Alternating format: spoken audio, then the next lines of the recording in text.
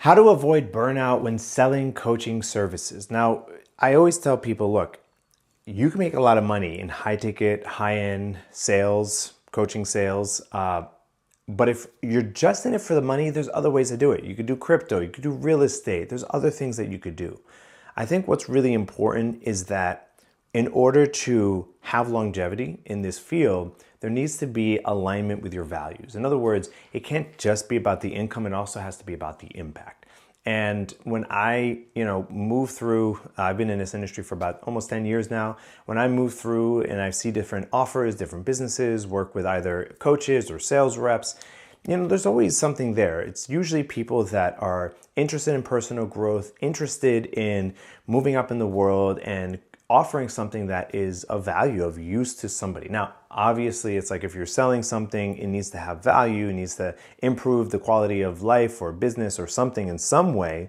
But there's other things that you can sell that are not so mission driven. Like if you're selling bottle caps, right? Or wholesaling bottle caps, that's very, I don't know, it's just not something that I see a lot of people super passionate about, right? But when it comes to coaching, when it comes to life coaching, relationship coaching, health coaching, business coaching, usually you tend to find people that are really in it because they want to do something, they want to, be a part of something that is improving the life, somebody's life in a very meaningful way.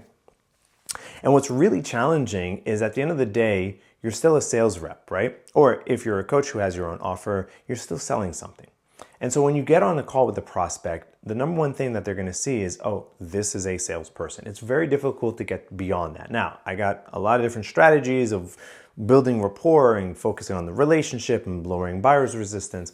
But let's not get it twisted. You're still selling something. And for a lot of people, there's like a little bit of, this is the reason why people ghost you, or this is, it just gets in the way of having just a flat out conversation, a relationship, and it kind of takes a toll sometimes. Actually, when I first started, it used to really take a toll because I started out selling my coaching program and wanting to help people out. And here I was, this dude, like after the money, granted, I wasn't very good at the sales conversation, and it created a lot of friction, and it was tough. It was hard. It was hard to see that sort of get met with this volatility. And yeah, it's just, it happens, right? People treat salespeople really shitty, if we're really honest, because again, salespeople have this reputation for only being after the money or not being honest, and so people are not willing to just have an open, honest conversation with you.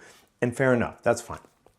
But I think what's important is to remember that at the end of the day, you're here to impact somebody's life and make it better. And there are people who do see that. I mean, just the other day, I signed up this young guy who wants to change his life and believes that the offer that I sold him is really the thing that is gonna change his life. He even went out and took a second job just to be able to pay for this coaching program. I mean, when I see something like that, I get moved. And I told everybody in the company, I was like, look out for this guy. Like, this guy's serious.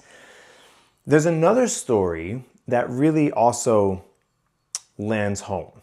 And I share this a lot because it's a reminder that we're not here just to make money. We're here to create an impact. And if we don't keep getting that feedback, then we burn out, right? Then we say, why are we doing this? What are we doing this for in the first place?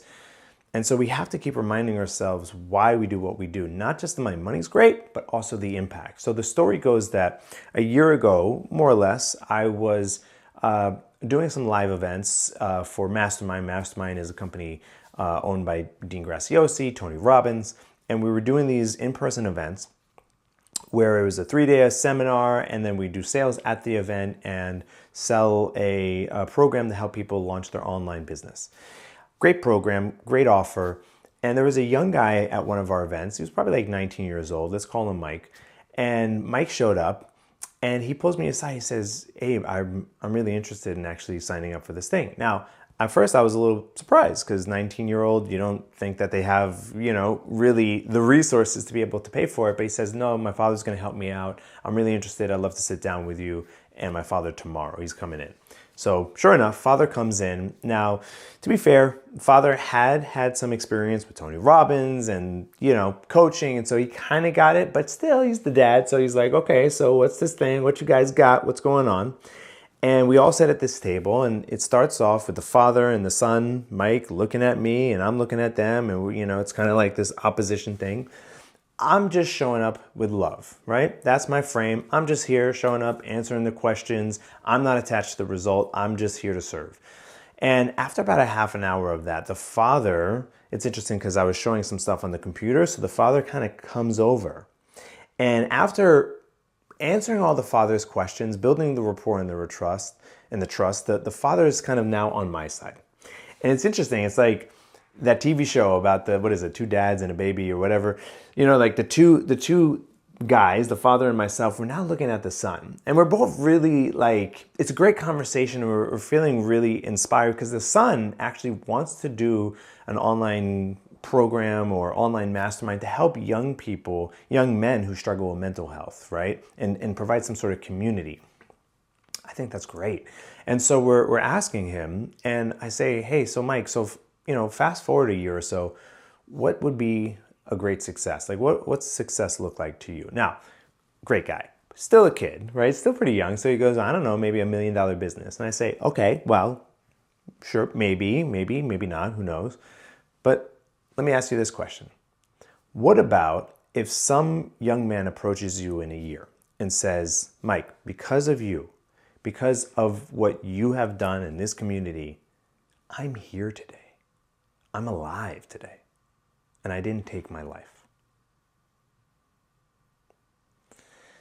Now, when I said that, the son, Mike, all of a sudden goes, and he thinks about it. He goes, whoa, yeah.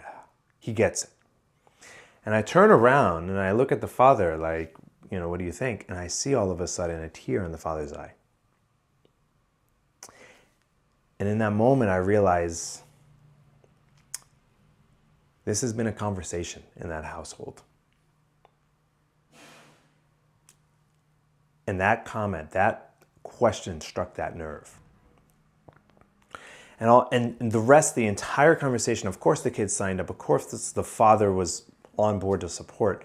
But what's really important for me was that story, was that entire conversation itself, right? Just the impact that this is having, that we're creating this space for this kid to make this commitment and learn the skills and the strategies that he needs to have the impact that he's going to have to affect the lives. You can go on and on and on. And without stories like that, if you don't have stories like that you refer back to and lean on to remind you of why you do what you do, burnout is inevitable. You're going to burn out. So, in summary, if you're a sales rep or you're a coach selling your offer and you keep getting met with this sort of sales resistance or people kind of,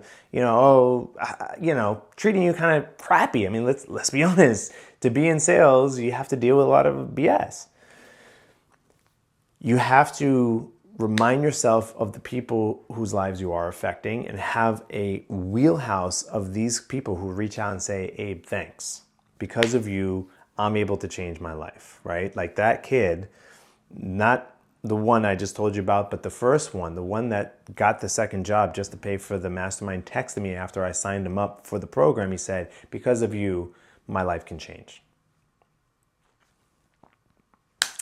So, sending lots of love and gratitude, and hope that is inspiring for you.